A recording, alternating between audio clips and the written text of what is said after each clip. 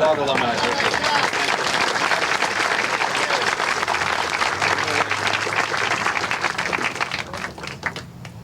Well, I did not know that was going to happen, and I do have a part in the program. But I must say, as I was walking around before we started, quite a few people said, "What are you nuts wearing suits for?" And most of you making presentation. Well, my thought was, and the alumni group that met, what we decided is, as a group, we knew Ms. McMahon would really be happy to see us finally all in suits together. Growing up on the playground, very few of us ever wore a suit, and the reason was most of us couldn't afford to buy one. So, Ms. McMahon, this is for you. I did have a unique opportunity of not only being one of Aunt Jane's boys during my teenage years, but I got to work as her assistant director of the playground when I was in college. I saw the love that Aunt Jane had for children from both viewpoints, and it really was extraordinary. I know she is pleased at what we're doing today in naming this playground after her. But I tell you, she's even much, much happier knowing that there will be a scholarship that will help youngsters in the future. Thanks to the generous donations of all of you here, the Hampton Park Alumni Group is officially announcing the establishment of the Genevieve McMahon Scholarship. We started out with a goal to raise $10,000. Before I got here today, we had already raised over $9,000, and I'll promise you, my pockets are full of little envelopes that people gave me. So there's no doubt we have made and exceeded this goal.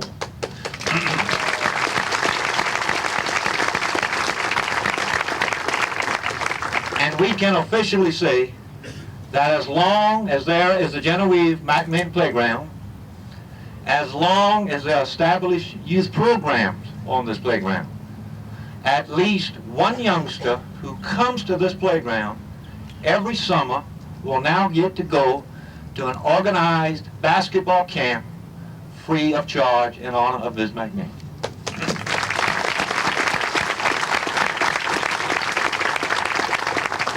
Our hope and our reason for doing this was not only to allow some youngster to be a better athlete, but hopefully that youngster would be motivated by the ideals of Aunt Jane, and as the generations go on, they would help others help others. I would like to finish by saying, as these contributions came in, and we're still taking them, but as these contributions came in, it was amazing the number of people who would send a letters or a little note to talk about Aunt Jane and how she touched their lives. So what we have done is to make up a little book of memoriams of all of these notes and letters that came in, and I'd like to end my part by presenting it to children Judy, Jerry, and Freddie. And thank you all very much. You all have heard from several different people. I want to tell you who the committee is that sort of made this thing happen. Of course, Johnny Jordan, Chubby Baker's in charge of getting all the chairs and getting the tent and the microphone, etc. And he's been a big help. Kenny and Joe Buck, Michael Young, Eric Fosberg, and Michael Rooney was a big money raiser. In addition to that, City Council was very helpful in allowing this to happen in various subcommittees, and Matt Compton and Paul Wieters, who work for the city, were very helpful and important to us. But I think it's fair to say to all Charlestonians, without Mayor Riley, this could not have happened.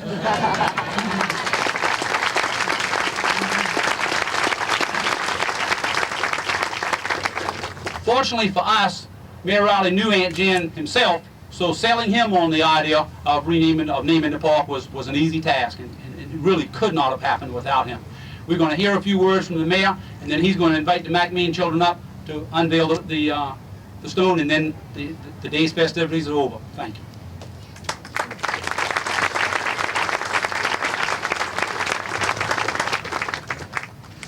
I've observed some subtle efforts to shorten my remarks before, but never has anybody said something will happen in a second when I'm getting ready to speak. I've got a little bit longer than that, but not too long.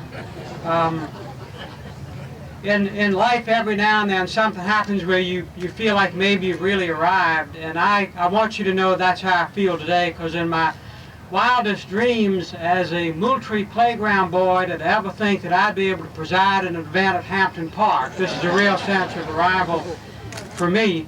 I got a little dizzy walking across the playground. I was parked over there by the First Federal, and about a third of the way across the playground I got a little dizzy, because that's precisely where I was knocked unconscious during a Bishop England football practice by Stinky, who was out there.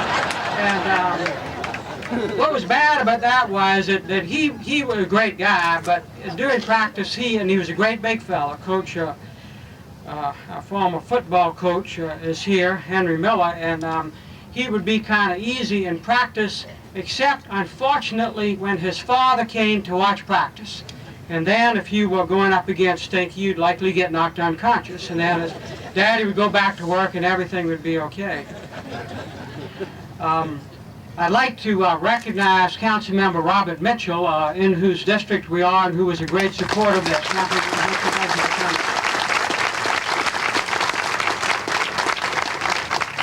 I know Councilmember Yvonne Evans was coming. Is Yvonne here?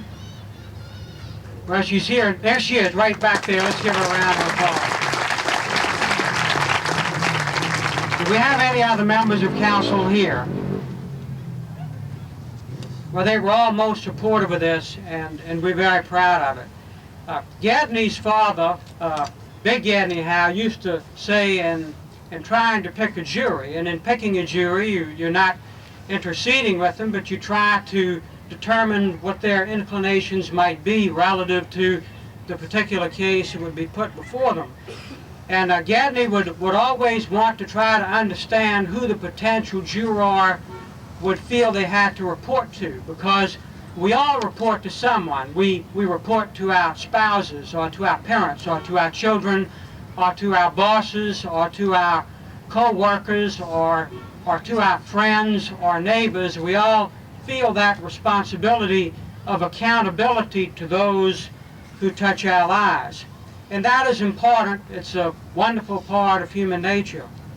But children, particularly children the ages that are on playgrounds, children that are old enough to be out of the house, but not so old that they have complete freedom, these extraordinarily formative years that really largely shape their personality and influence their future, those children desperately need people to report to, because a child is like a sapling growing, and to grow straight it needs to be pruned and nourished and cultivated and cared for. Today we celebrate a quintessential role model in terms of a person who had the innate skill to make children feel accountable to her, and through that to shape their lives.